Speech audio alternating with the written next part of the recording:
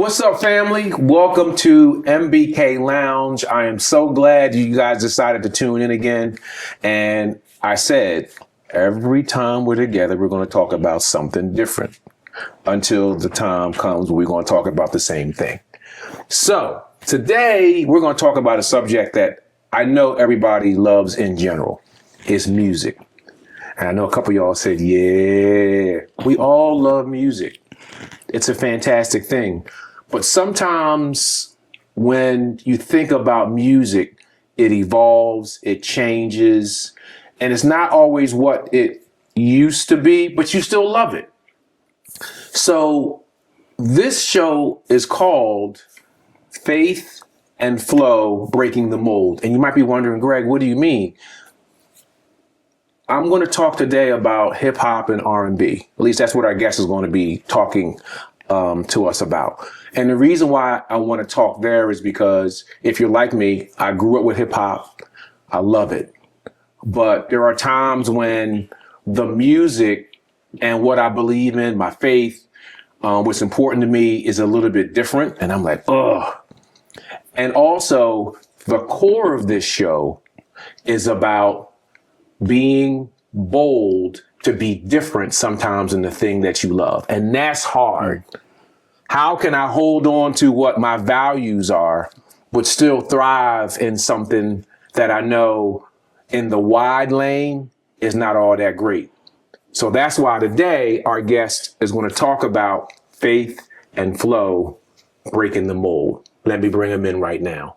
My man, Kyle Alexander. What's up, man? I'm good, man. How are you? I'm doing great, Good man. Glad that you decided to join us in the MBK Lounge, man. And I'm looking forward to talking about music. Yeah. You heard me talking about music just now. Mm-hmm. Like, what was going through your mind as you heard me talking about it? Before we go anywhere else, like, what was going through your mind? Just that, I mean, I do it, so I was kind of wondering where the conversation was going to go, thinking like how music has changed over the years. Some good, some bad, but definitely music is totally different than, I guess, what it used to be. And sometimes you want to recapture, like, you want to think how you can get back to that, but I guess kind of still move forward at the same time. So those were like first thoughts when you were saying it. Got it. Because I will tell you this, and I didn't know when I was going to say it or say it at all.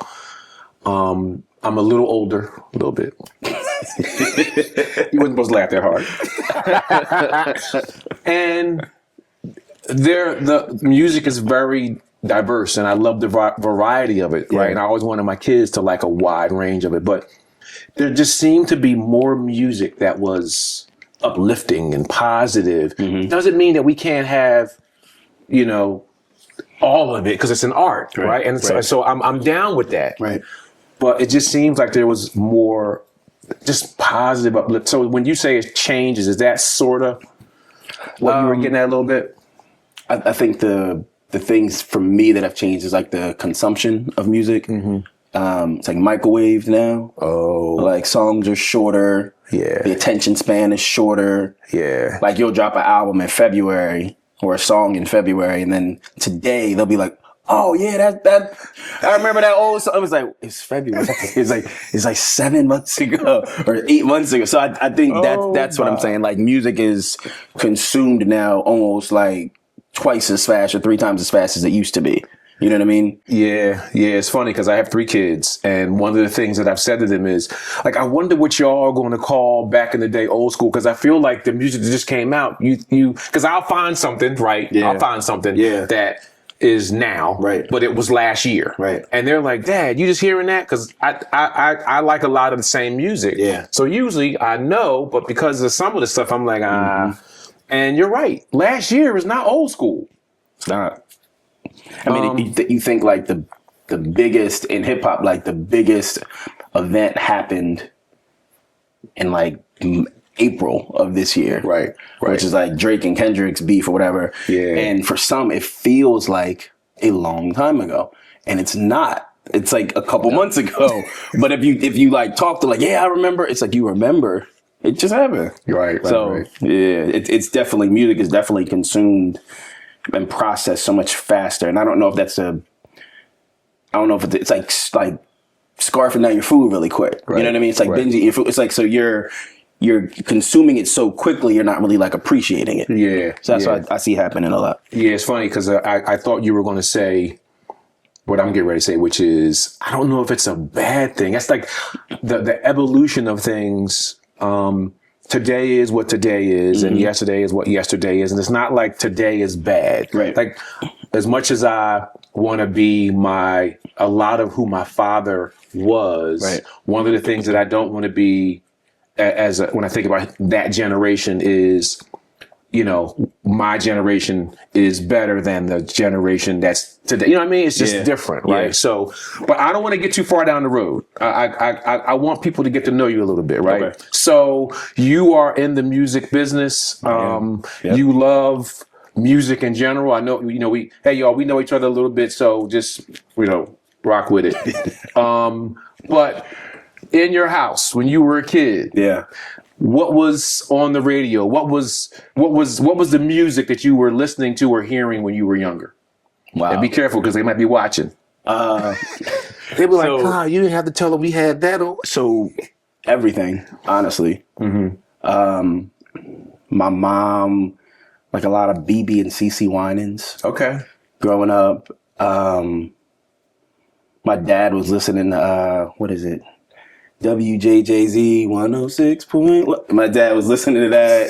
DASFM. Yeah. So my dad was like a real big R&B guy. Yeah. A real big Elder. Yeah. Okay. Big R&B. My mom would listen to like Frankie Beverly. So it was all different kinds of music. Michael Jackson was on in my house. Not a ton of hip hop. My dad, I mean, I when I was younger, my dad wasn't really listening to something, but as I started to get older and start listening to stuff, right. And my sister played like R&B to the point where it was like annoying as well.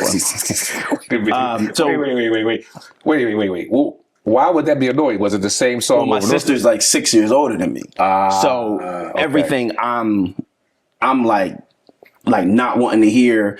Like she played Lauryn Hill's out. I mean, and that's the first time I heard the Miseducation Lauryn Hill through my sister. Okay. So she played it and she would just repeat it and turn it up at night. And it would be like, shout out to Keisha. Or all day I'm listening to like John B. Yeah. Listening to 112. Oh, okay. So at first it was like, I didn't, but then I knew all the songs. Right. So that started my early middle school, high school R&B career, singing to girls. And because I knew all the songs. Yeah, so it's funny. The reason why I was getting all excited is because in our house, I'm the one who bought in my married house, I bought the hip hop and reggae kind of thing, right? And my wife was the R&B because I'm from Philly, she's from DC. Got it. DC just, they're the Quiet Storm originators, right? So that's the thing in our house. So when you were saying, my wife would be like, all that John B 112 stuff. Yeah, she knew all that and more.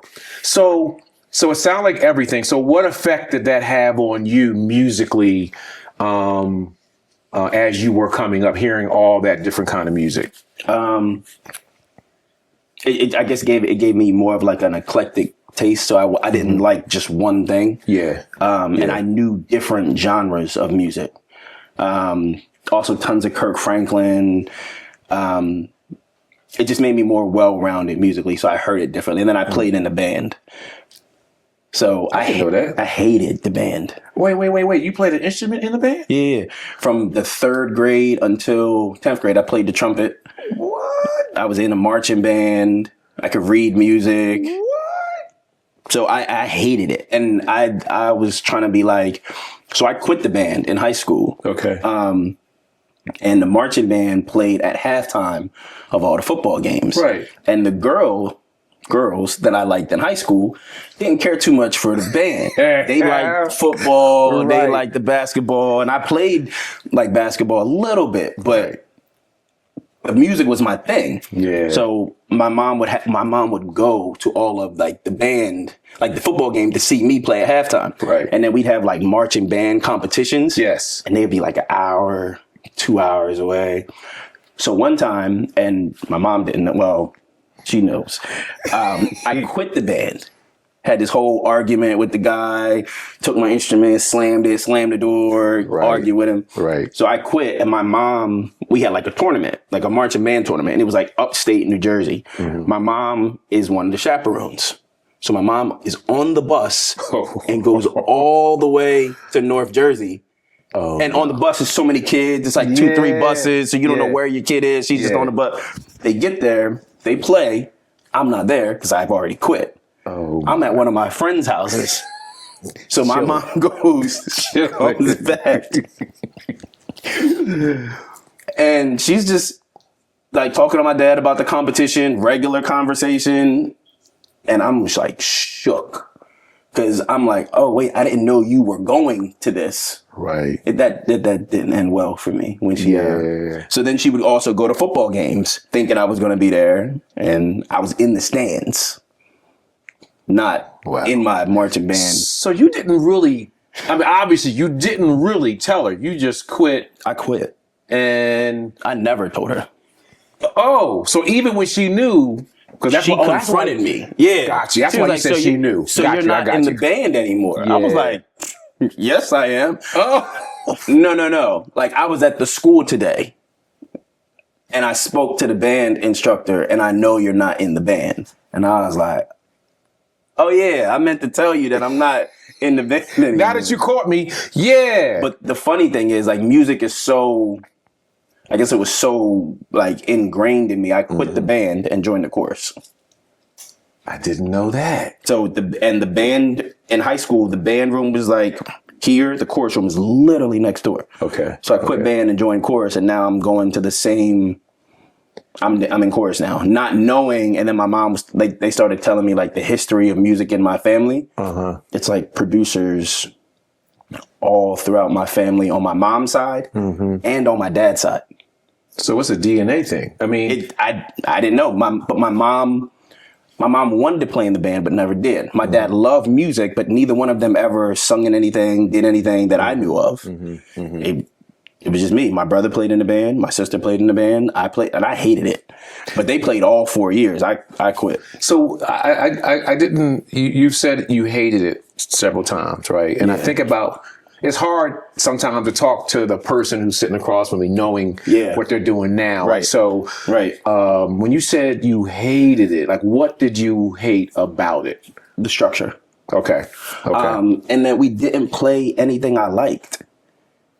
At the time, the band teacher was a older white man. So we're playing classical music. We played like The Lion King, Jurassic Park. You ain't like The Lion King? No. We're playing like The Circle of Life. Yeah, I got you. And I'm not playing the melody of it. Yeah. So it's like I'm not even playing the high point of the song. I'm like, all right, this is like dragging. Yeah. And it's not, I mean, it's not cool. You're younger. The Circle of Life is not a cool songs song. I wanted to play. I'm in there getting on the piano playing Carl Thomas. Got you. They're like, yeah, we're not doing that. Yeah. We're not. And that was an issue. So I'm learning how to play all these other songs that I like. So one time, tell it. Go ahead. One time in band, they had a CD player and everybody was sharing music. Right. My brother was like my first journey into hip hop. So my brother's listening to like probably hip hop music we shouldn't have been listening to in a Christian household. So we're listening to Wu-Tang, Cameron, Confessions of Fire. Cameron has a song called 357, which is a very aggressive, explicit rap song. Oh yeah. So we're in the band and they're like, anybody want to share a song? I'm like, I do. I got a song for you. So I played, and this is like when mixed CDs were a thing. Oh yeah. Where you would download all the music. Shout out to LimeWire. Oh yeah. All of the illegal music services that provided most of my music during my time frame. But you would download the music, you put it on a mix CD. So I have like 357. I have a bunch of Mace on there. Yeah. And I hit play, and in the band room, they're like, he loses it. And I think that started like our friction. And I'm like, this is still music. Right. You don't like it, but it's music. Right. You know what I mean? I'm like, it's better than what we're playing to me. You know what I mean? Yeah. And then he points out there was this one kid who played the saxophone. He's like, you should try to be more like him. And I was like, well, he sucks. And that started like the argument. And I'm like, I'm out of here. Yeah. I'm not playing the melody. I'm way in the background. I don't like, you can't, if I'm playing these songs, you don't know that it's the Lion King or because I'm playing like the third melody in the song. Yeah. So it just wasn't, that's the part I hated. But I hated the structure. I hated that he wasn't open to play or try different things. Yeah. You know what's funny, man? Because this is your show, Faith and Flow. Yeah. Breaking the mold. Huh. You see what I'm saying? Right. Yeah. That story you just told. Yeah. Which I didn't know you were going to tell, and you didn't either. That's funny. Is an early version of breaking the mold. Wow. Because they wanted to go this way. Right. And the culture of that band was to go that way.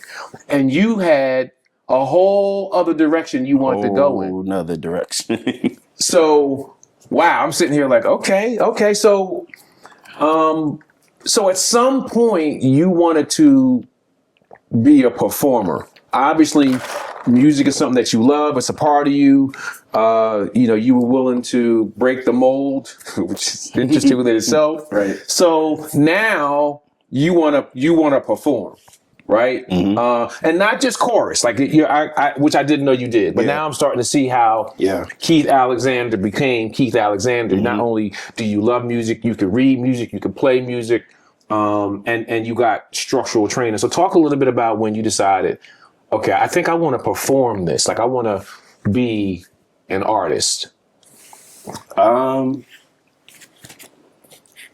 So that happened. So a guy named Clarence Gunter, who preaches in Jersey now, Clay. Okay.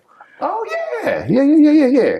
Back in the day, he and I, during that time frame, I'm like early college, out of high school now. I'm sorry, it's before then. We used to freestyle in the lunchroom. And everybody would just everybody would just come in and do beats on the table. And the big beat at the time, the Clips had a song called Grindin'. Yeah. Probably one of the most classic beats. And you would have to like rap to it. Right. And I would go home, write my rap down, memorize it, and then come up to the table like I'm freestyling it. Okay. Yeah. But it wasn't. Right. But I would write, like, I'm literally not doing my homework so I could write this rap. Because I know, and it was, so first it started with our table. And our table had like 3 on this side, 3 on this side, 2 on the ends. And then once you started freestyling, it went from like 8 to like 80. And everybody's around you. Yeah. So first time, I'm just sitting, vibing, the guy's rapping. I'm like, I'm better than him. Another guy's rapping. I'm like, oh, I'm not better than him. Let me. Let somebody else so go then first. Another guy rapped it. He was horrible. And I'm like, okay, I'm somewhere in, like, I can fit in here somewhere. So I'm like, okay, how can I do this? And they passed it. And I'm like, I'm good. So I went home that night knowing that the next day we're freestyling again. I'm writing raps down. And I'm like, yo, how can I make this sound like a freestyle? I'll talk about what the kid has on, like, and add it to my rap. I'll talk about what's on the lunch. And as a kid, I was just like trying to think how to be hot. Right. They give you like the lunch menu. So Monday is chicken, Tuesday is this, Wednesday is pizza. Yeah. So I would write it down and just write it as a part of my rap. I'm tired of eating this pizza, whatever. Right. So then when they're there, they do the grind and beat. And as a kid, all of your raps are lies, pretty much. Unless it's like, because no one thinks, let me rap my real life. It's like, oh, I'm rapping, I'm rich, I got all the girls, I got cars, I shot 50 people. It's like, you haven't done any of these things. Well, most of you haven't. Right. I hadn't. Right. So my raps is just full of lies. Right. And I'm injecting like things that people throw a teacher's name in there, throw this in there, and then went crazy. Yeah. And from then on, I was like, oh, I like this. Yeah. So that became the thing. Where now I'm either hitting the beats or I'm freestyling at the table. So that's kind of where it started. I went to Victory for a minute. Mm-hmm. I used to rap there all the time. They had like a rap group there. And then me and two of the other guys formed our own rap group there.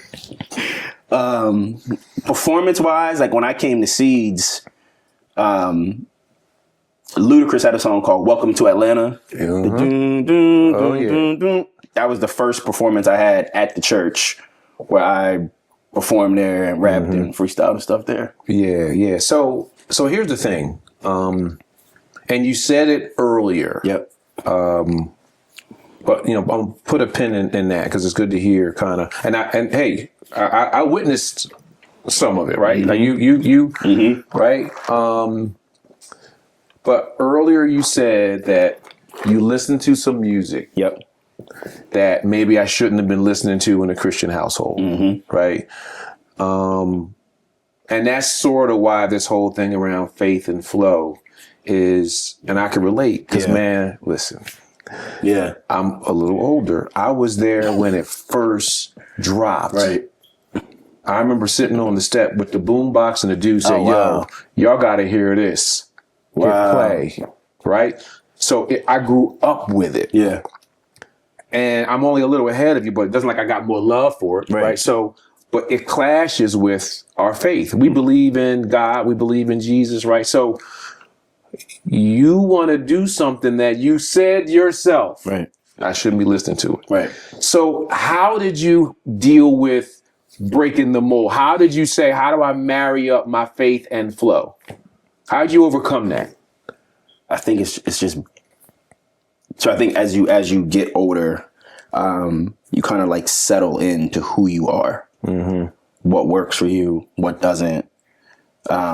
You realize like, okay, I'm not going to be like this basketball star. I'm not going to be, this is who I am. This is my real life. And you start to see like how, I guess that plays out. And for me, I started to listen, like my music taste started changing. So you start to listen to people who rap about things that they live. So as you do that, you kind of realize, and for me, I think the part for me that resonated was like, even if you look at the Bible, right? The stories aren't church stories.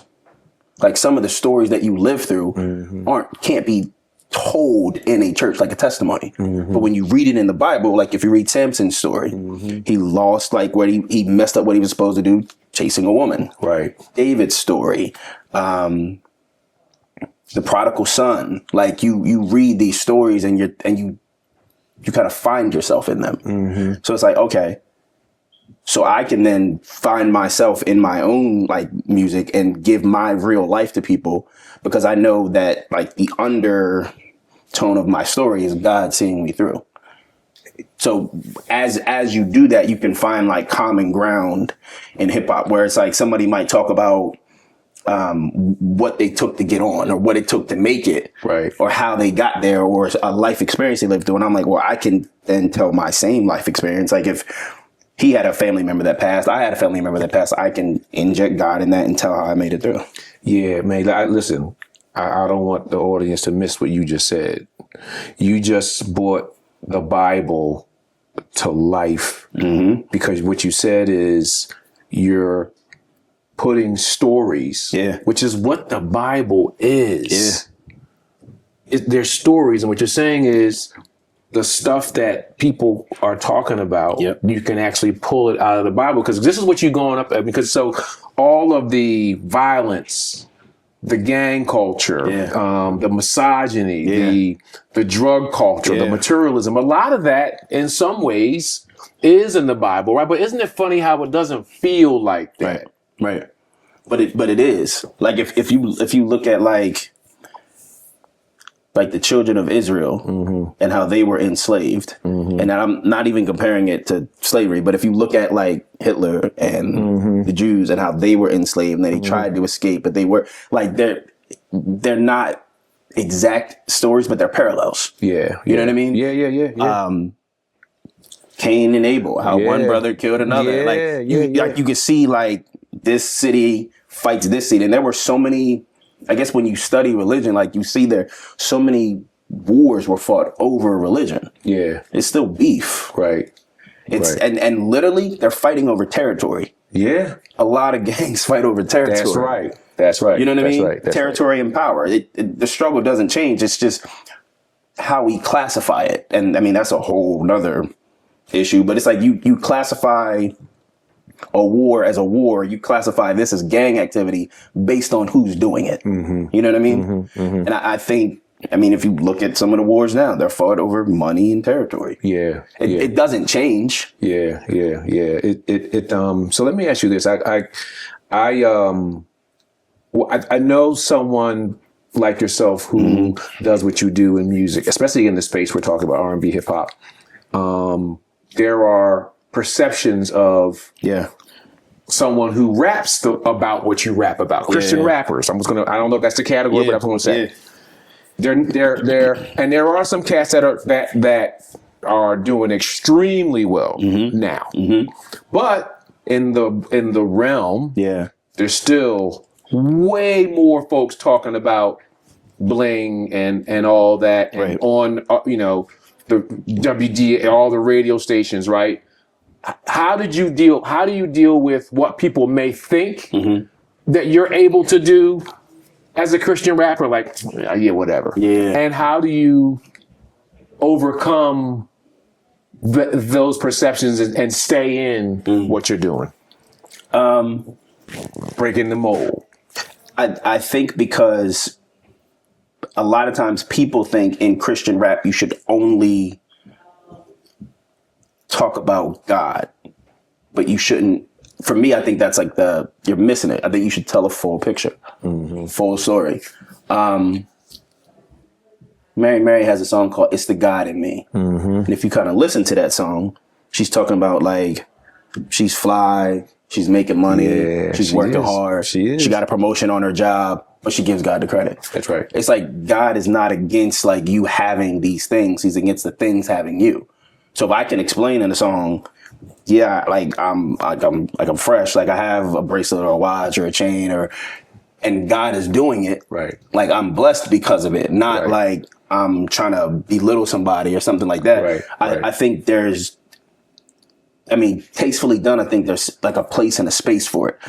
Again, it's just being authentic with your story, owning your story, and figuring out a way to deliver it to the listener, because it's like, you don't want someone younger looking at, oh, the only people getting money are people selling drugs. Oh, the only people are getting money are people scamming. Oh, the only people getting money are, you know what I mean? So you have to be able to give them the other side of the story. Like, no, there are people who are loving God, living for God, doing the right thing, and making tons of money. Right. So the lifestyle that you see here, they can also live this lifestyle. They just don't have to compromise or sell their soul to get it. That's right. And I think it's just being... It's got to have like a balance. Right. How do you, it definitely is, that the lane is real wide, in terms of what the usual and customary, because there's a lot of people, man, that are in that lane. Yeah. And they feel the same way you do. Yeah. Right? Yeah. We're talking about it through our belief system, but this is all about not going against your values. For us, a similar belief, but there's something that you love. Yeah. So how do you stay relevant? And you may have spoken to it already, but how do you? What inspires you? How do you, given all that you are going up against, man? What's your source? How do you find what you want to do? Talk a little bit about that. Staying relevant is really just kind of paying attention to what's going on around you. As music has changed, I think a lot of times people fight change when you should embrace change. A lot of people will listen to rap now and they call a lot of rappers mumble rappers, or They say they're not saying anything because it's kind of true, even though I listen to it. But I think as you start to like, you gotta find a way into that space, because it's like, okay, how can I give you this but still have content?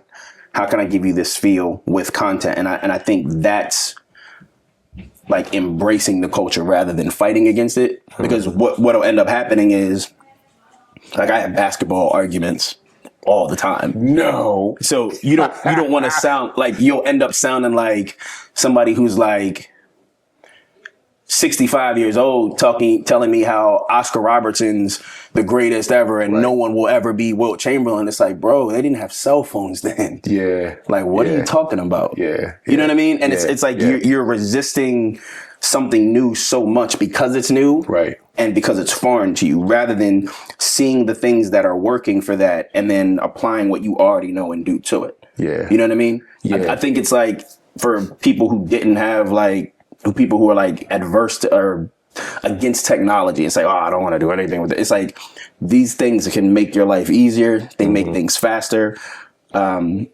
And just in music is different now. Music feels different now. But if you pay attention to it, they still sample a lot of the old songs. Yeah. So I think it's just kind of finding your space and embracing what's new, but not losing who you are in that. Yeah, it's funny because there's always two sides to the coin. And I think what you talked about is sometimes the older generation doesn't want to appreciate anything new. It goes back to what I said earlier. Yeah. I don't want to be that person. Right. I was saying to them, but there's the flip side too. Yeah. There's the folks that are younger who don't appreciate some of the stuff from back in the day. Right. And foundationally, you wouldn't have the new stuff without the old stuff. And I think what you shared earlier was, some of that old stuff is in you, and it drove how you got to where you are today, right? Absolutely. You know what I mean? Absolutely. And I think a lot of today, like when I came up, the hip hop that I listened to, people hated it. It was like, oh, this rap isn't going anywhere. No one wants to hear Lil Wayne. No one wants to hear. But for a while, they rejected it, and then it became. But now this next generation is using it as like, oh, this is how I do this.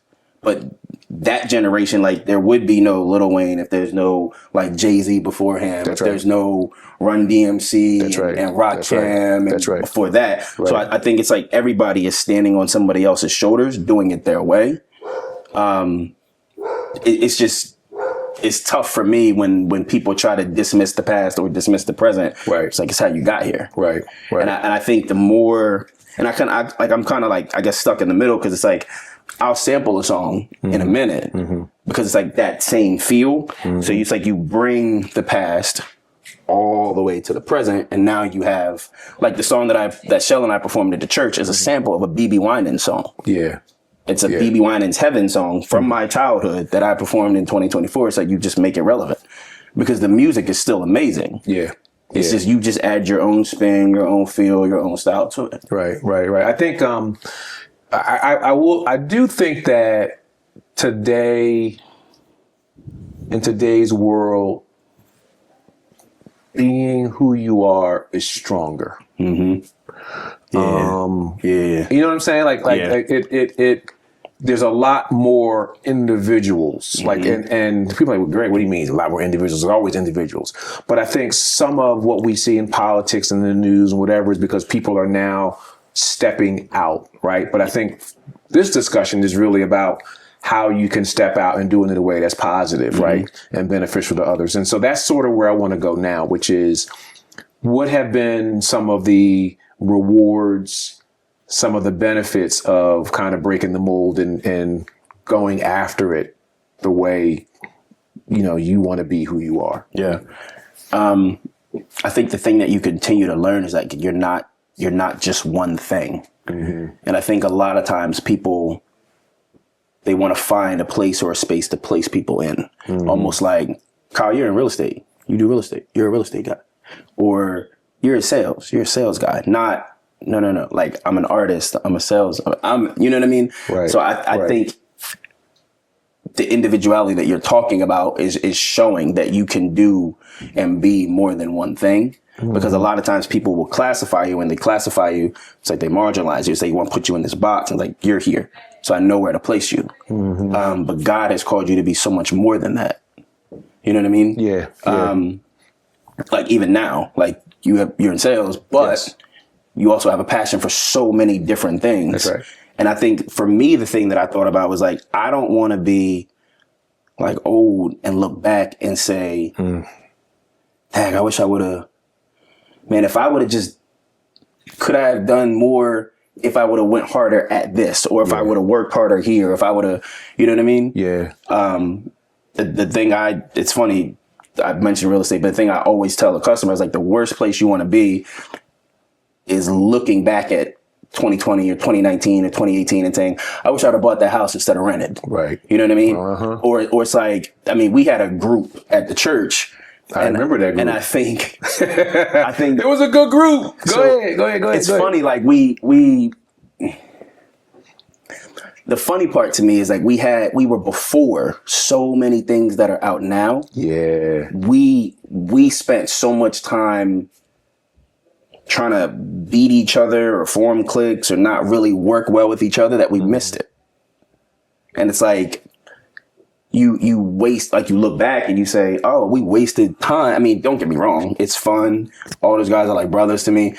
But it's like you realize, oh, wait, we missed this moment if we would have taken this more seriously. And when you hear it at the time, it's like, oh, whatever, you're old. Who cares what you're saying? Right. But then you look back, it's like, oh, wow, we really did have an opportunity to do something great. And I think that's like, if you keep that in mind, you'll catch a lot more of the targets and the goals and the things that you have, because you know that one day you're going to look back. It's like now it's like you're talking to like your 50-year-old self or your 60-year-old self. And it's like, yo, I wish I would have done these things. And the steps you take today, the moves you make now, and for me, it's like the music you put out now, it's like you can look back and you have this catalog of amazing music. Right. It's funny, I'm finding myself asking people this question. If you were, I've got two more questions. One of them is about you. If you were talking to your younger self, 10, 15 years ago, what would you say to younger Kyle then, based on, no, this is not about regrets, just, is there anything that you would emphasize to him to do? What might that be? Anything, come to mind? 15 years ago, or 20. I mean, just younger self. I didn't drop how old you are. I would tell myself to take myself more seriously, and to take the things I was passionate about more seriously, and pursue those. This one quote, that's a pretty good quote I came up with. I live by it now. It's the quote is, focus on where you're going, not who's going with you. And I think that's probably the quote I would have like ingrained in my mind, is to focus on the destination, not focus on where you want to be, not trying to take everybody with you. And from that, things fall off, people fall off, but like, this is where I want to go, this is where I want to be, and you just pursue it. I had a different question, but I'm going to ask this one because I think, time is a funny thing. We don't have a ton of time today, right? But I do want to ask you this. What is something that you're really proud of, man? When you think about where you are now, this is not about, you don't have aspirations, but what are you real proud of today? Well, something that you've done or accomplished. What was really cool? Okay. A couple things, and a lot of these things, it's weird. Some of these things are recent. So there's a guy named Adam Blackstone, if you know who Adam Blackstone is. Do you know who Adam Blackstone is? A little bit. So Adam Blackstone was like a music director, bass player, producer. If you ever watched the Super Bowl, he did the Super Bowl with Kendrick Lamar, Justin Timberlake, Jennifer Lopez. He's the guy on the stage with the bass. Does he live? He lives in That's how, because I said a little bit. Yeah. My son met him. Yep. So I was in the studio with him like a week ago.